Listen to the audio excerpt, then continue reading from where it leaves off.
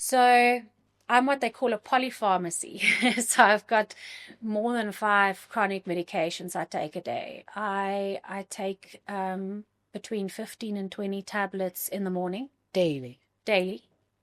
till to date, Till not to only date. from the past. Absolutely. This morning I had 15 tablets in my hand. This afternoon I'll have another 3. Tonight I'll have another 10. It's a hard one. I think the biggest one I struggle with is, do I speak about it too much? Um, you're never fine. You're never okay. Your level of okay just changes. So when a friend meets me for coffee and they go, "How are you?" What do I tell them? Do I tell them I am struggling today? With me, the other thing was I would have horrible heart rhythms that were just, I would climb into the shower and all of a sudden I'd feel horrible. And you'd look at your little exercise watch that you have on, and all of a sudden you're sitting with a heart rate of 180 because I showered. Yeah.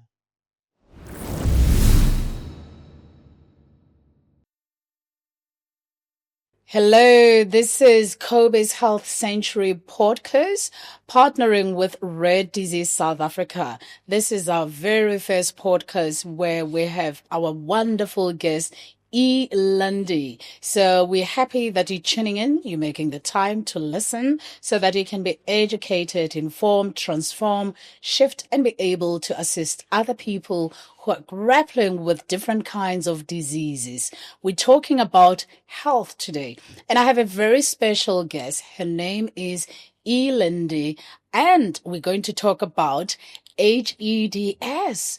This is the rare disease that we have in and around the whole world. So she's going to share with us what she's actually going through as a patient living with hEDS.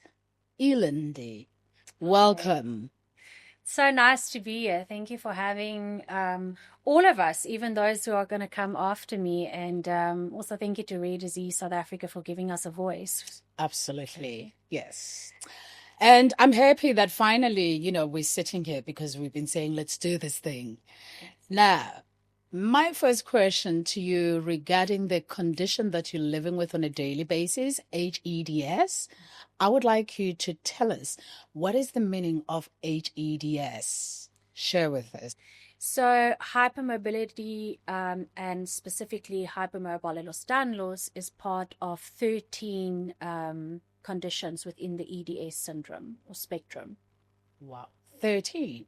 And it's the most common only in South Africa or within all 5 continents in the world? It's the most common in the world. Oh, and can you share the age group? Are you knowledgeable when it comes to the age group? Does it affect lots of young kids, or do you have to be a teenager to an adult? Who does it affect more? Do you have probably the data based on what you've already been taught? Yes, absolutely. So this is an inheritable condition. So all of us are born with it. But the sad thing is that it sometimes takes between 10 to 15 years and even longer to actually get diagnosed with it. There are a lot of children that get the diagnosis early, and most of those kids have it most likely more severely that it shows up. There's a lot of people that only get diagnosed sometimes in their 40s or 50s. Yeah, I got diagnosed in my mid-30s. Mid-30s. Yeah. Tell us about the time when your body started communicating with you. I always say to the patients, to people in general, the body has the ability to communicate with us. The body has the ability to tell you that I'm in pain. I have a discomfort. I have a sensation within, my body, which I'm not really used to, and I don't like it. Mm-hmm. And of course, because it's human nature to procrastinate and also to ignore. And sometimes when we don't ignore all these symptoms that comes with how the body communicates with us when we have to know what's happening, we are quick to run to probably maybe a pharmacy, which is okay. Then we get, over the counter. There's nothing wrong with it. We all need to do that. Life, we live a life which is kind of like very fast, everything is on the go.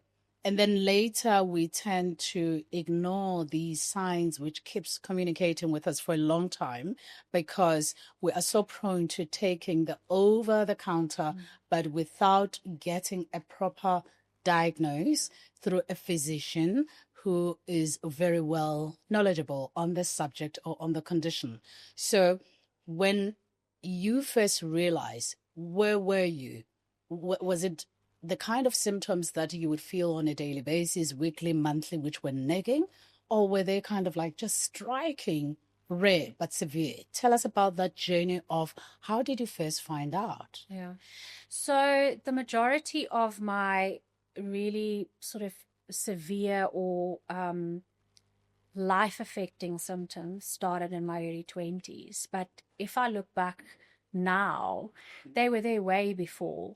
I can now look back and go, oh, I had very low blood pressure that they couldn't find it on a cuff. I was a dancer and I would get dizzy, and my parents would go quickly into a pharmacy and they test my blood pressure and they wouldn't be able to find it. Or you wanted to do more. I was a cross-country runner, but I could never push myself into that next level to achieve, and it would be said it's growing pains, or the doctors always had sort of a kind of explanation to push it off. And then in my early 20s, I really started struggling. And you'd go to the doctor, but every test would come back, there's nothing wrong with you. And eventually I was studying psychology and music therapy at the time, and I was like, well, it has to be in my head. It has to be my mental health. And I remember taking myself to the campus psych, and going, guys, I don't know what to do. This must be in my head. And shame that the counselor that dealt with me was just so overwhelmed. And she's like, this is too much. And she then, sent me on to someone else. And at the beginning, that's what they treated. They were like, this is, your mental health. But it didn't help. It just got worse. And then COVID hit, and I didn't have COVID, but by then I was struggling with very severe symptoms already. And I think that stress that COVID brought on for us was just the final straw. And my psychologist at the time said to me, this is not psychological.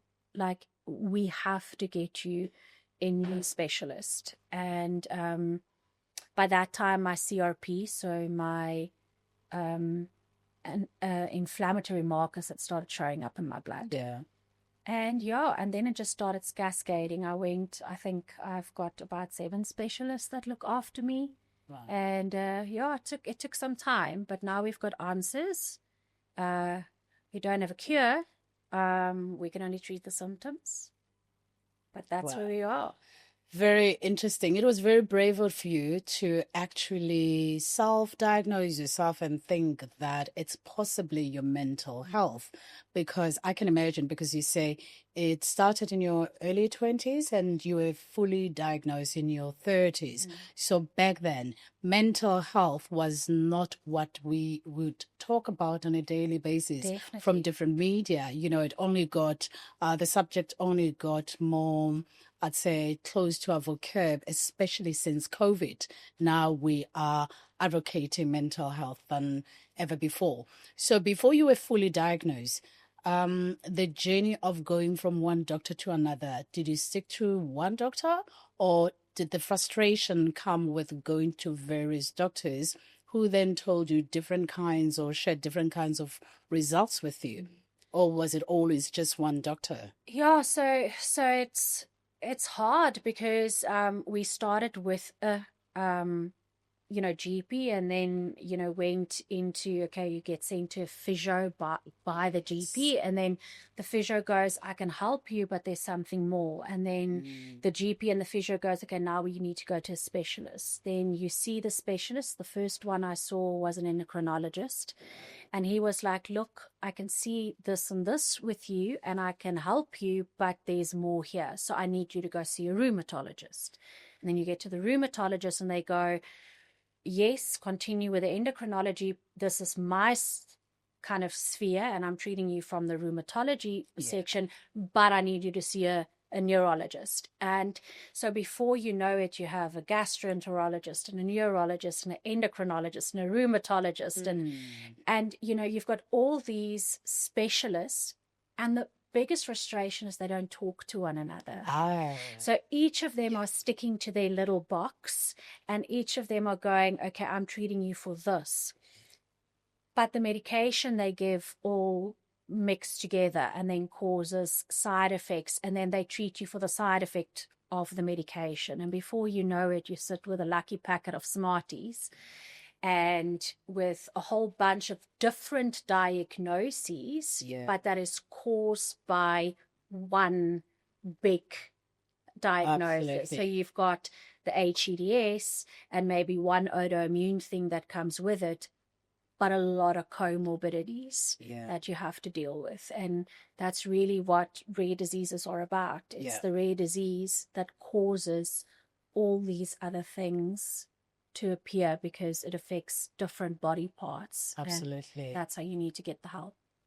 Just to try back a bit, mentally as a person, when all of these discomfort, pain, sensation, the going from one doctor to another was happening, a lot happened within yourself from your own self in terms of who you are, who you want to become, what are your goals, where are you going. You mentioned you were studying psychology. You mentioned that you were an athlete, right? And obviously this has to slow down. How did all of this affect you? Because now it's all about health is very important. We need to always ensure that we are healthy. When we're healthy, the rest follows. But now the slowdown when it comes to your future plans, how did you take that? It was hard. I've always been a very determined person, and so I was studying music and added psychology into it because I was very interested in doing the music therapy. And in order to start practicing, you need to do your master's. And by the time I finished my honors, I had nothing left in me to get to the master's, and I had to take a break. And you didn't know what was going on. You had this huge exhaustion, and I had to stop dancing because I couldn't keep up anymore. I couldn't run anymore. Then I started struggling to walk, and they just have no answers for you. And I was working and really struggling with work, and high achiever, I was pushing myself through it, and with that comes burnout, and with that comes all these other things, and again it brings you back to the mental health part. And then it came to a point where I was like, ethically, I don't feel I can work anymore. I'm making mistakes. I'm making mistakes that for my clients, I just can't live with. I couldn't go stand in front of a court or an ombudsman or something like that and go, I didn't know that I am not functioning fully. And that's where, when I finally got the diagnosis, where the whole medical boarding started coming into play. And they were like, well, you need to stop working. And being in your 30s, that's a hard thing to hear. Yeah. Yeah. Wow. And going back to the meds. Yes. You were given the meds. which is an amazing resource in terms of helping with your immunity and your entire system. And of course, there's different kinds of milligrams, different kinds of tabbies, medication. And you mentioned that some medication cause an after effect, which is, this is what happens all the time, especially when the medication is prolonged. You're taking it without having to stop because now it interferes with the milligrams of the other medication that you're taking. How many a day did you have to take different kinds of medication? Take us through the journey of the Smarties. Yeah. So I'm what they call a polypharmacy. So I've got more than 5 chronic medications I take a day. I take between 15 and 20 tablets in the morning. Daily. Till to date. Till Not date. only from the past. Absolutely. This morning I had 15 tablets in my hand. This afternoon I'll have another 3. Tonight I'll have another 10. And that's just the tablets. Then you have the injections you have to do for yourself every week. You have injections you have to go once a month. You go into hospital and they have to do infusions. It's never simple. Never ending. Yeah. And from the medication that you've been taking, do you have any major after effect, which you later saw it, and it had to be ruled out and have medication being changed because of the meds you were taking previously? All the time. And for me, I think the hardest part was medications that weren't working. So, and being different to the average sort of healthy population that has, let's say, high blood pressure, and they take the blood pressure tablet and it would give normal side effects, the known side effects, or it would work. They get the tablet and it works. With me, it was a bit of a journey because I have methylation problems. So I take a tablet and it wouldn't do what they want it to do. And why is that, if I may ask? For instance, it would just give me no side effects, or it would give me no relief. And then the doctor would say, okay, let's put up the dosage. And they'd put up the dosage and I still wouldn't get the side effect, or I still wouldn't get the result. And they'd go, this is not possible. And after a long journey, they did some genetic testing again. They did what they call a met check panel on me. And it turns out that my body takes medication and it either throws it away or processes it more slowly, which means the dosages of medication I need is way above they would give anyone. And the easiest example I can give is your pain medication. So most people would take Tramazec or Tramadol for pain after surgery, and it would knock them out, or they'd feel very drowsy on it and not nice. I could take that same dosage and I'd go, I still have pain, I'm not sleepy, I'm not tired, and it's not helping me. And then the doctor goes, it's not possible. So they don't want to up it, and you start looking like you are just looking for more narcotics or more drugs. But it turns out that morphine and codeine and that stuff, my body just throws away. They can put me on a morphine drip and it would do nothing. But then they'd put me on another type of medication and it would have way different side effects. I'd become nauseous. I'd become dizzy. So it's hard to find that mix. What works for me as an individual, and for doctors to look at me and not go, what do we know in medicine? Yes. And that's what makes us rare. How did this make you feel?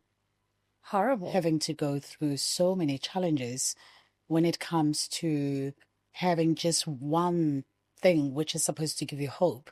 Because medication, it's all about, it gives you the lifespan, it buys you more time, and it gives you hope and belief that it's going to be all right. So, I mean, how did it make you feel?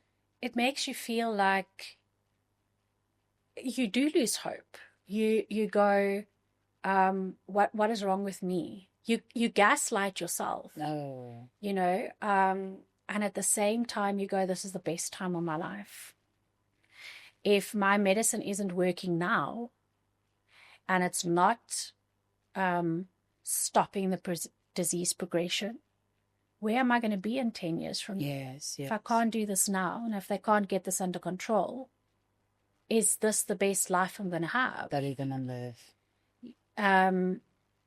Yeah, it's you have to be so strong mentally to go through, I think, any, disease, if it's rare or not. Mm-mm. But in the rare disease space, you're your own advocate. Yeah. There's, more about your condition than your doctors do. I can imagine, especially having to move from one doctor to another, taking different meds as well. Yeah. Describing the sensation, the feeling, the pain, how would you put it to us as people who doesn't know how hEDS feels like? What was the more obvious symptoms? Generally, as people, we go through dizziness, blurry because of the vision, headache, lack of energy, lack of appetite, and of course, brain fog, losing hair, the skin, symptoms shows within the skin, the sweatiness, the itchiness of the skin. There's many different symptoms, having loose stools or being constipated. These are normal, even though they're always connected to the blood, high blood pressure, cholesterol, glucose, and of course, hypertension, and many others illnesses that we have out there, right? What are some of the 5, I'd say, examples that you would like to share with us so that we can know exactly how is the feeling that you went through? Absolutely. So it's ironic that every single symptom you have just described, we could have on any given day. So this would go hand in hand with autoimmune disease. Absolutely. And of course, stemming from hEDS. Absolutely. So I think people forget that just because we have a rare disease, it doesn't stop us from having the normal stuff. Yes. So if we look at the 5 things, so EDS is a connective tissue disease. So everything in our body is held together by connective tissue, from our organs, our blood vessels, our eyes, our joints, our muscles. And in Ehlers-Danlos Syndrome, that is what's affected. It is the collagen in our connective tissue. And that means that each one of us looks different. Someone might start with their eyes giving a problem. Someone else might have dislocations. Someone else might have problem with their skin.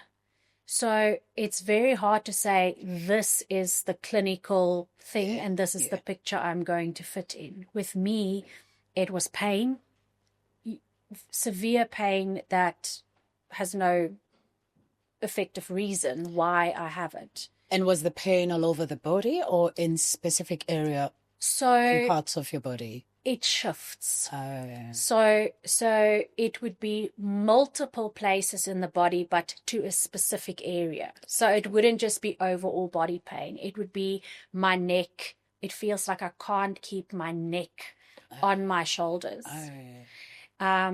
It would cause then dizziness, from what they would say sort of coat hanger syndrome, where your neck and your shoulders and everything isn't getting enough blood. It's not getting enough oxygen. So you start spasming, and then when you are spasming in your neck, your jaw gets affected and your shoulders gets affected. And then, that then moves down into the lower thoracic. And then before you know it, it cascades down. So, one organ, one muscle group starts cascading into something else. With me, the other thing was I would have horrible heart rhythms that were just, I would climb into the shower and all of a sudden I'd feel horrible. And you'd look at your little exercise watch that you have on, and all of a sudden you're sitting with a heart rate of 180 because I showered. Yeah. Or I stand up from the couch, and all of us have stood up from a couch and go, oh, I've stood up too quickly. But you stand up from the couch and you feel you're going to faint.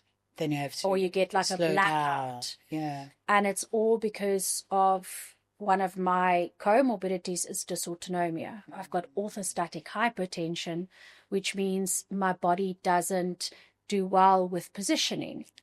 So I can go from a lying to a sitting position. All of a sudden, my body doesn't know what it's doing. My nervous system doesn't know what it's doing. Why is that? Because the connective tissue around my heart is affected. They're giving up. The connective tissue around my organs isn't allowing for that pressure for the blood to go and pump through my heart. And with the symptoms that you've just explained to us, does this mean you need to be with someone at home all the time?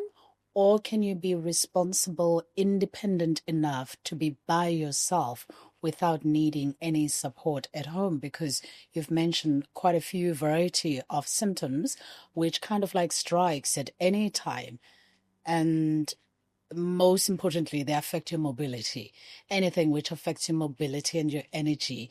And of course, the heart, once the heart rate and the palpitations start taking over and they are reacting and communicating with you differently, then of course you need help. Can you manage to be at home by yourself, or do you constantly need support? I am lucky enough that I am still functional enough to be by myself. I do have someone at home who's trained. She's there 5 days a week. And if I go through flares or I need extra help, then yes, I do rely on my husband and on Trinity, who's always there. Like I said, I'm lucky. Yeah. But I know a lot of my friends who have what I have that needs constant help, that are in wheelchairs. That is going to be my next question to say. Absolutely, that do need constant care. And I think that's what's so hard about this condition, how we all look different and we're affected differently and on different severities. And so again, I'm lucky. You are, as you mentioned. I'm lucky. It. I look at. Though financially, it's costing you because it's costing you through the meds, all the visitation to the doctors, the injection that you have to inject yourself with on a daily, weekly basis, monthly, and of course, through the person who's giving you extra support. And these are the things we take for granted because, Absolutely. Again, I look at my friends that has what I have and I go, wow, I can't even imagine going through what they're going through. And then I'm like, I have the same thing. Then it makes you appreciate life differently. Absolutely.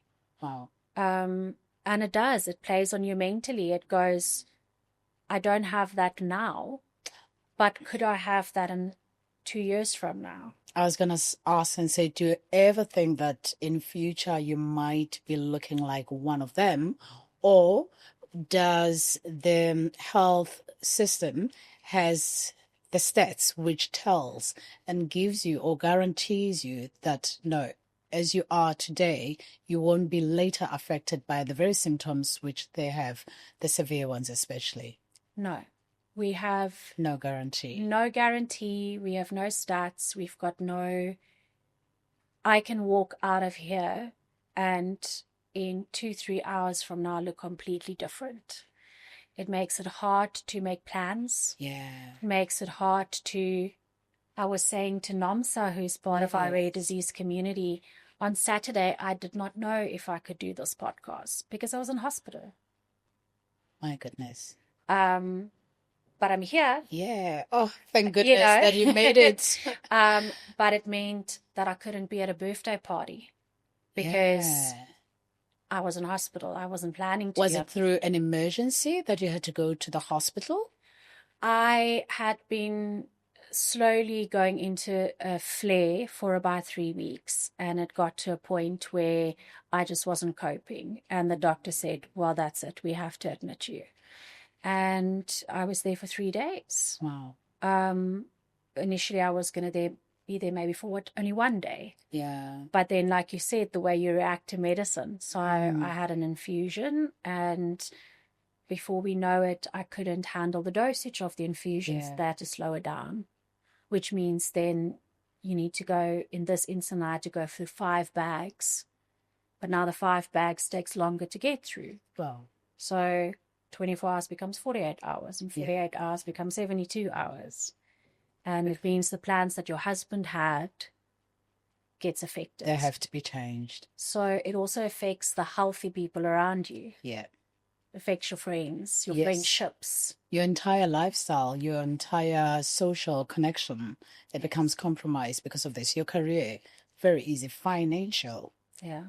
and emotional, spiritual. Literally, you fully affected. Now, coming to the kids, do you have a family? Do you have kids? I don't.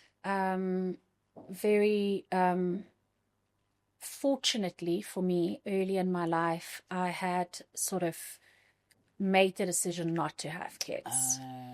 But when I got my diagnosis, the first thing the rheumatologist asked was to me and my husband was, are you planning to have kids?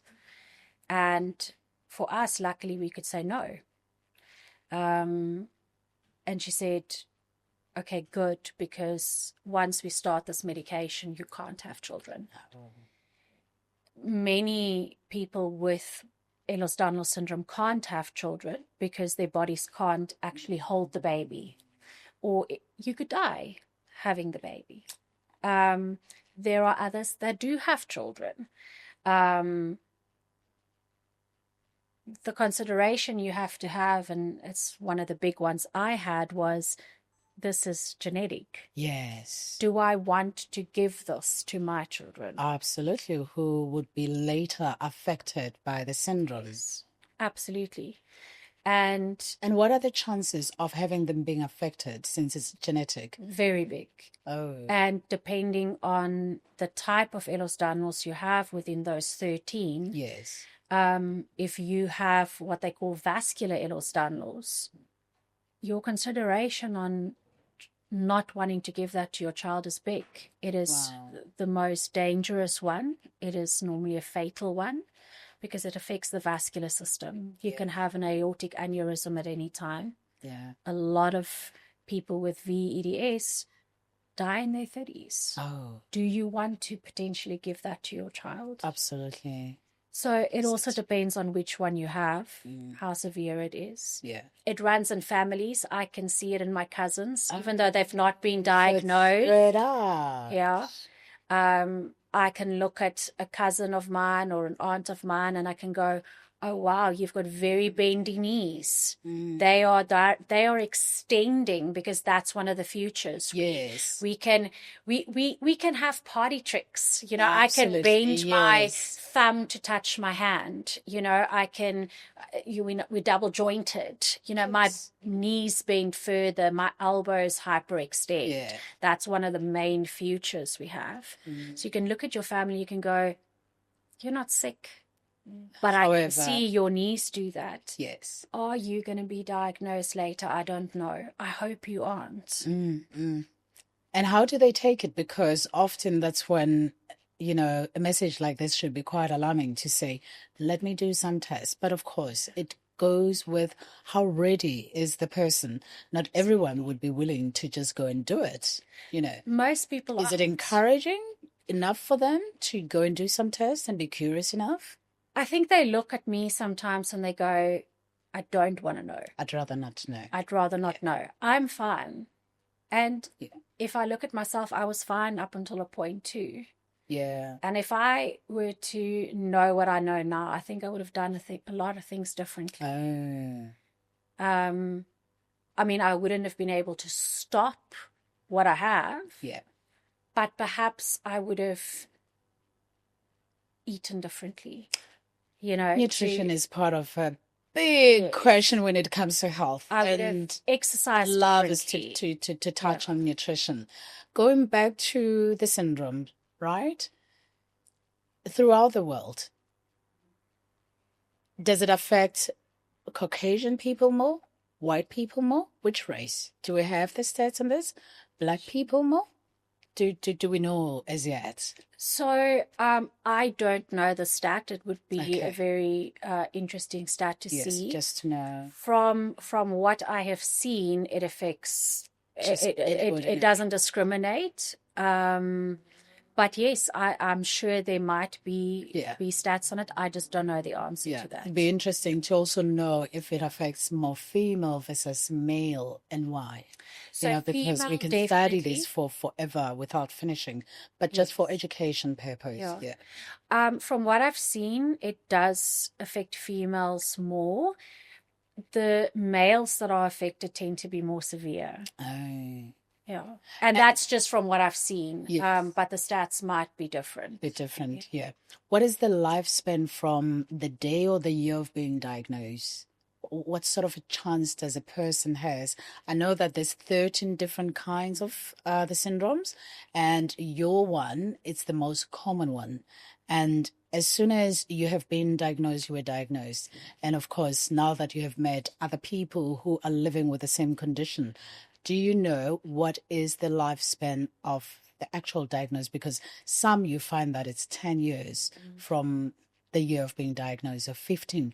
And, I just want to understand how can that affect a person, because nobody wants to be told that you're going to live for the next 5 years. It does a lot mentally to an individual, to the family as well, to you as a patient, and to the family as well. Absolutely. So with Ehlers-Danlos Syndrome, we can live a normal lifespan, with the exception of vascular Ehlers-Danlos, which it all depends on how the vascular system handles it. Like I said, you can have aortic aneurysm out of nowhere. You can't necessarily go for an operation to help with something else because it's too dangerous.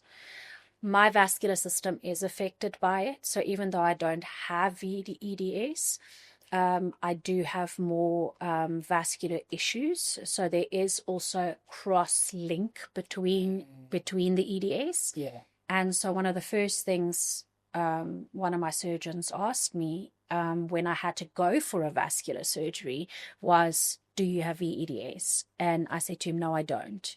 And he's like, how sure are you? And I'm like, I've been tested. He's like, because otherwise I don't touch you. Oh.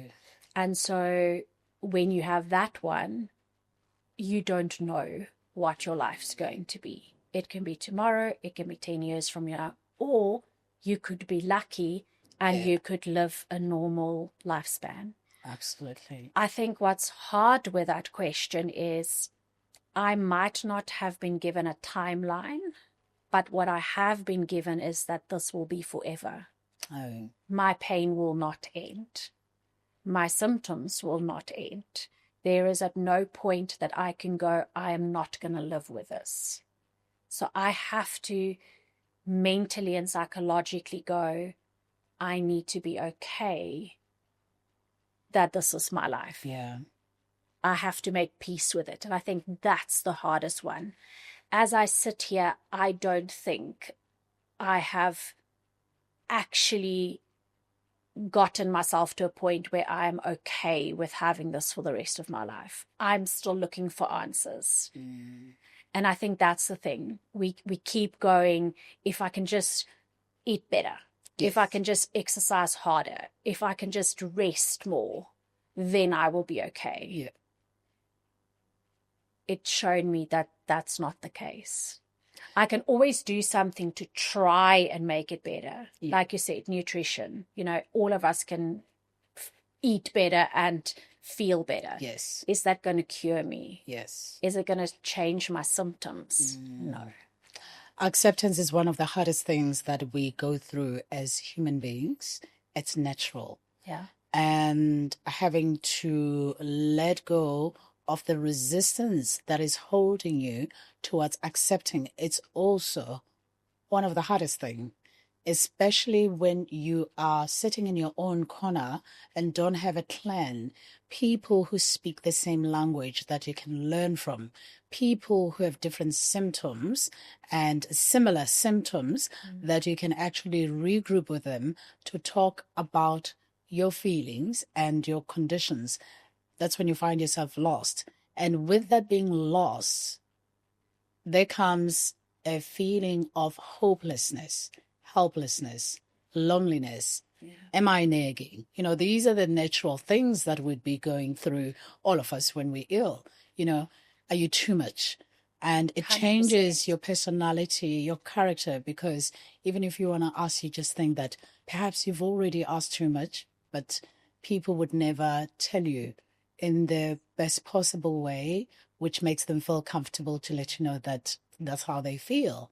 How has that played out in your mind in terms of self-doubt, the guilt, the shame, the having to explain to people what is it that you're going through, or educate people and find that they're not even interested? Because funny enough, not many people are aware that in the world we have what we call rare disease. Yeah. Many people still don't know. So we're talking about acceptance and, of course, just the letting go of the resilience and just allowing yourself to be that feeling, those emotions, that journey. How did it change you? Sure. It's a hard one. I think the biggest one I struggle with is, do I speak about it too much? You're never fine. You're never okay. Your level of okay just changes. So when a friend meets me for coffee and they go, "How are you?" What do I tell them? Do I tell them I am struggling today? Do I tell them I'm okay? It's the hardest.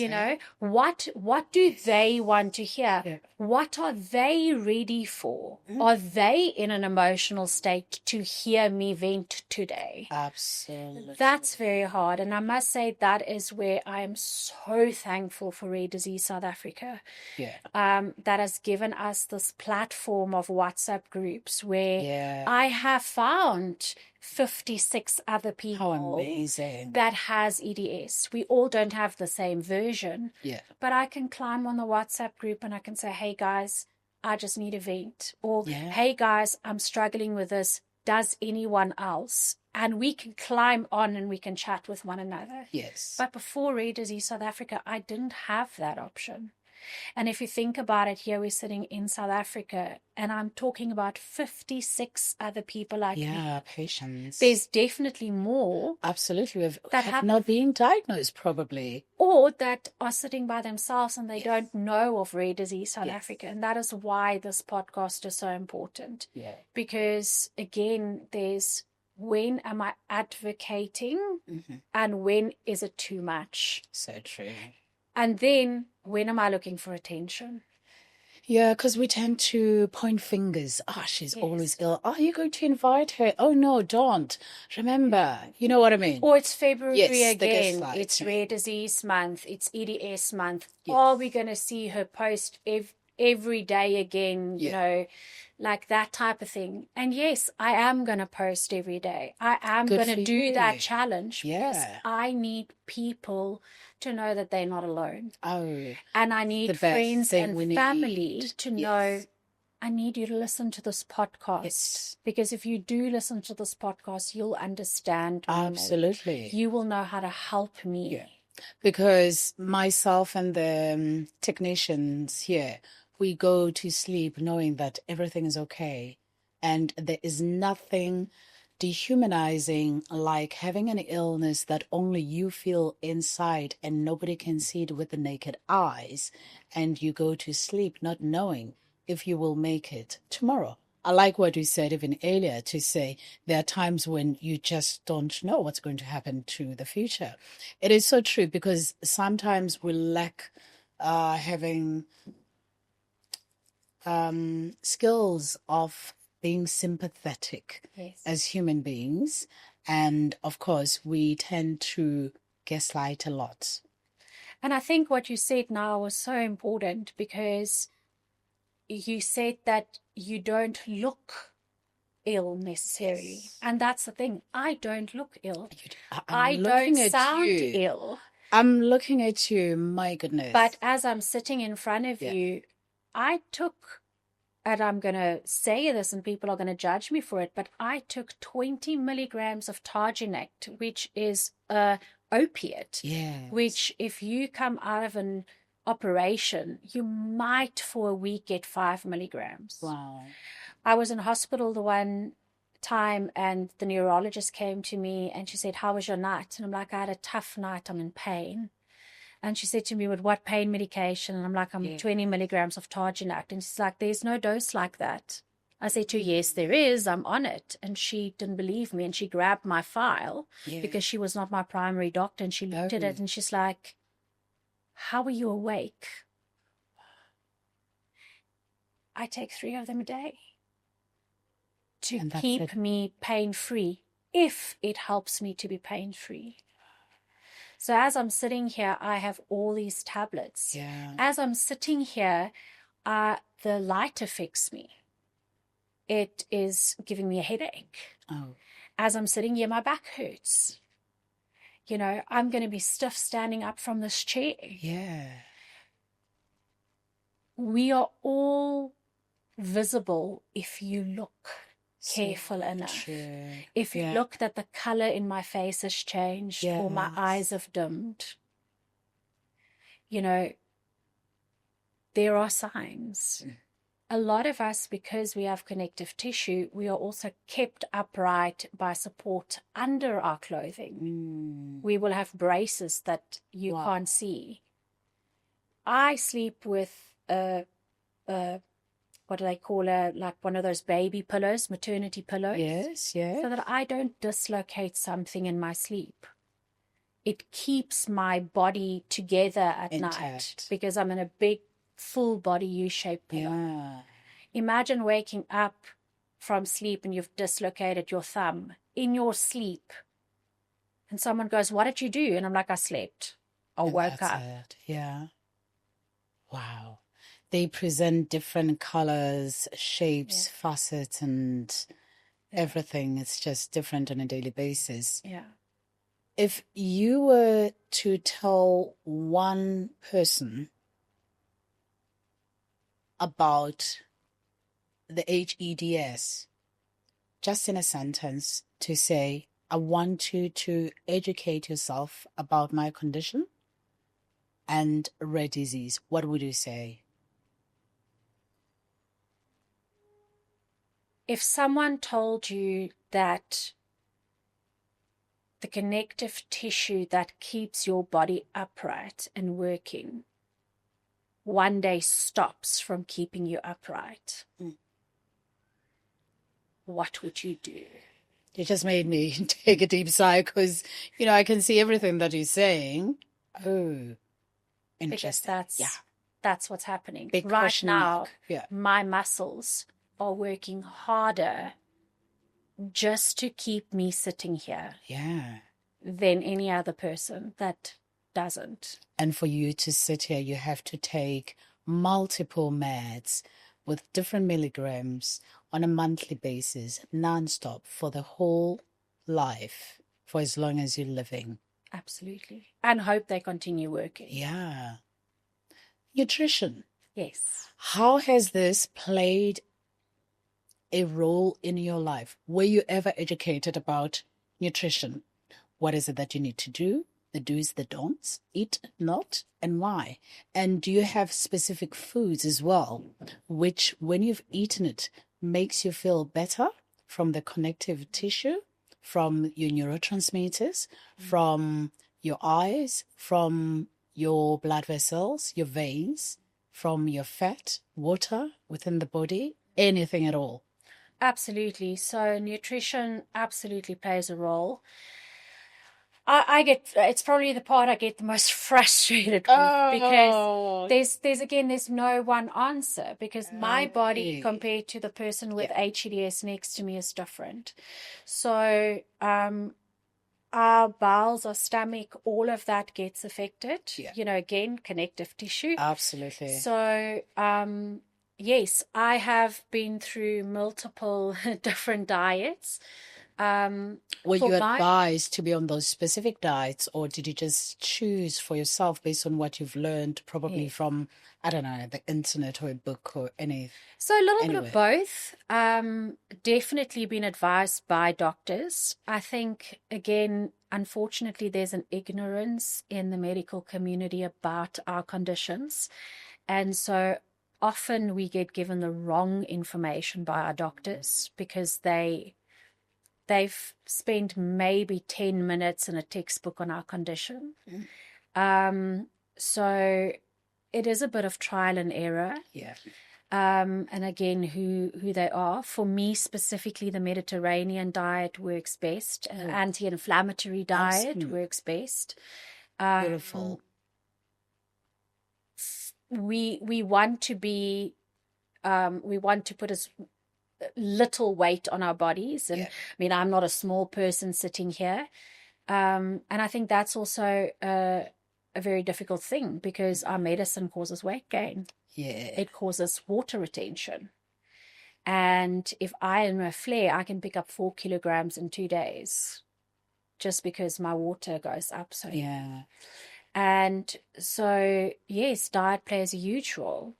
I think just like any person who doesn't have a medical condition, if you eat right, you do feel better. Absolutely. You repel the inflammation. But here's the catch-22. Someone has to make that food. Yes. I have to have the energy to eat healthy. And to stand, to be on your feet. Absolutely. Because your condition is connective tissue. You don't know what's going to make you feel weak tomorrow as opposed to today. Just the strength to cut through a vegetable or to carry the pot of water. Yeah.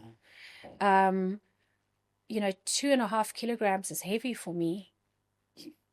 Wow. Yeah. My handbag is heavy for me. Think about putting chicken in a casserole and having to pick up that casserole and put it in the oven. On the stove. On the stove. That's heavy for me. A kettle pouring water is heavy for me. This is so educational. But I still have to do it. An eye-opener. Yeah. Yeah. And in doing that, I get more fatigued. They talk about spoons in our community. And for anyone listening, please go Google spoon theory. Okay. And so how it works is, imagine every person has the same amount of spoons every day. So if you're healthy, unhealthy, whatever, you say have 12 spoons. Yes. And you wake up and you make yourself a cup of coffee, you go shower, you brush your teeth, and let's say all of that is 1 spoon. So that spoon gets taken away. Now I only have 11 spoons left. And then you climb into the car, you drive, and that's a spoon. You go to work during the day, it takes maybe 2 or 3 spoons. And so you lose your spoons. Yeah. Most healthy people still have spoons left at the end of the day. The majority of people with chronic illnesses or rare diseases lose their 12 spoons before the morning is finished. And then I've got no energy. Think about a phone battery. Yes. That is, you sleep and you wake up with 100% charged. Or maybe you didn't have a good night's sleep and you wake up with 90% charge. But by the end of the day, you get home from work and you still maybe have 30 or 50% left, depending on your day, or 20% left. Yes. And you can use that to still spend time cooking and time with your family. Most people with chronic illnesses wake up with a 20% battery. Yes. And they have to get through the day with that 20% battery. Yeah. Because we don't get refreshed sleep.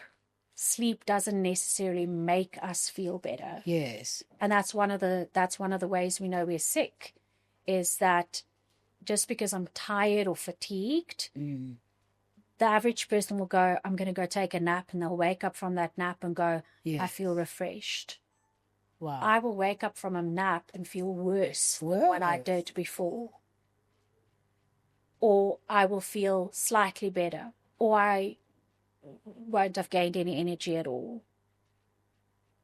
That's what it feels like to live what we do. Wow. And yet we take life for granted. because we don't know what pain feels like. We only know the pain which is passing, but not the one that we have to live with every day. Yeah, so I have to choose what I'm going to spend my energy on. Yeah. Let's take this podcast. Absolutely. I had to choose to use my spoons, my energy, and my battery to blow dry my hair this morning, to put makeup on this morning, so that I could be here and look and presentable feel and feel like I am human. Absolutely. But I'm going to leave here and not be able to do certain of the stuff that I would do, like make myself a good meal potentially, because this is what I chose to spend my energy on. So you have to prioritize and keep shifting according to what you think is most important. Absolutely. For the day. Come know that there's a birthday party come Saturday and I really want to be there. So I'm not going to do certain stuff for the 2-3 days before, so that I have the energy to come spend save it for Saturday. And so, yes, I might look better that Saturday. Yes. But I spent a huge price amount of time and a huge amount of time to be there and to have the energy to be there. This affects your traveling, even just going away for vacation. Absolutely. All the plannings that you have.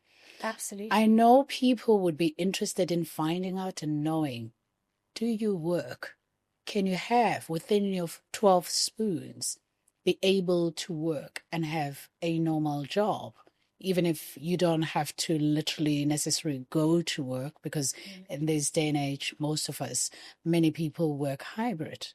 Yeah. Are you able to do that post how you were affected when you were in your 20s and early 30s, when you were being recently diagnosed? Yeah. Are you able to function in a way that allows you and gives you the capacity to be a working individual? Again, it depends on everyone, and some people might not have the choice because they need to put food on the table. Yes. For me, I can do certain stuff.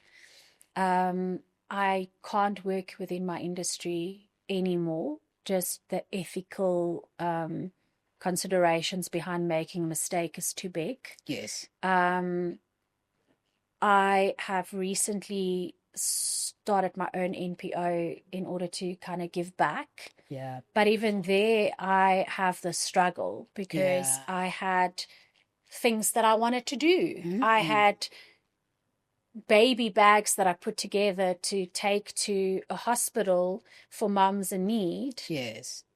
But then I got the flare and I didn't have the energy to put the packs together. Oh. And I didn't have the energy or the capacity or the pain level to put it in the car and go. Yeah. And so there's again that guilt to go, there are these blankets and baby packs for someone who needs them. Yeah. And I can't get them there because I had to, prioritize myself. And because I don't want to end up in hospital again, and because I want to be able to spend time with my husband and my friends, I now have to make the decision to say, winter is not kind on me. So for the rest of July, I need to kind of hibernate. I need to rest. Take it easy. And I need to have acceptance that I won't be able to get those baby packs or the food parcels to the people that need it. Yeah. So I think that answers your question about working. Absolutely. We try to. Yeah. But very often we disappoint our co-workers, or we disappoint our bosses, or we disappoint ourselves. Yeah. So you can rely on mental stimulation in terms of being creative, coming up with the implementation and seeing those ideas work through employing people, because now you need to provide the resources. Then you've got them, of course, but you just delegate and oversee everything to keep yourself going, because it's important for you to have something that you look forward to. Absolutely. Right. So it is trying to say, I'm not going to let this get me down, Yes. And to ask for help. Yeah. Absolutely. Talking about health in in the interest of time, because we could speak forever, and I'm sure the audience would like us to have another episode, which we will have it. In the interest of time, what is the name of your NPO and how do people get through to you? I'd like us to have your details if that feels okay, if we're in agreement, for the people to know how to reach out to you, because you'll never know what ideas they might have in order to be able to assist you. Absolutely. So my MPO is Conbrio Cares. And so they can Google it. There's social media. It's all there. Combrio is an Italian musical term. About us, what does it mean? Yeah, with vigor, with enthusiasm. So it's caring with vigor. And one of my pillars is exactly that. It's rare disease because, there's a lot of MPOs that deal with medicine and cancer and, the big items we know. But there's 7,000 rare diseases in the world, and there are millions of people struggling with it, but almost no help for those conditions. Medical aids don't fund rare diseases. They get depleted as well, even when you get started from the beginning. And so, I encourage more than anything for people to go to the rare disease website, and see how can they help. There's a place that they can sign up and do a monthly donation. There are other ways they can help with patient advocacy, help to take a patient to, the hospital, helping campaigns. So please, for people to reach out to Rare Disease South Africa. We need your help. Yeah, we do need. Elindi, lovely speaking with you. As I said, we could speak forever, but we will talk again about hEDS because you've just opened our eyes, you've educated us, and I'm still going to educate myself more about it as well, and hopefully to the audience, we'd love you to click the button to subscribe and to follow us, and do call us when you have any question at all, and we'll ensure that we share Elindi's details so that you can be able to get hold of her. And once again, in support of Kobe's Health Century Podcast, partnered with Rare Disease. Together we're saying, let's educate, let's talk about health and all the symptoms and the pains, discomfort, and the frustration that individuals are going through. Some of you are at home, you still haven't been diagnosed because you're contemplating, you're not certain about your condition, and sometimes it's a level of fear because you don't even want to go to get diagnosed. Not everybody, it doesn't mean when we go to the hospital we're going to get diagnosed, but when we're sitting with pain, there's nothing painful like pain. When we're sitting with pain, we need to take care of, especially because even the foods that we eat on a daily basis does not give us much nutrients, vitamins, and of course minerals because of what we've already lost but by the time we put the food on our plate. But in the meantime, stay fit, stay healthy. Mobility is key. We're talking about mobility. Just find a way of exercising on a daily basis, even if it's for 15 minutes on a weekly basis, 3 to 4 times a week. Get the vitamin D. It's essential. It will do you wonders. Don't forget to keep following us. Click the button, subscribe.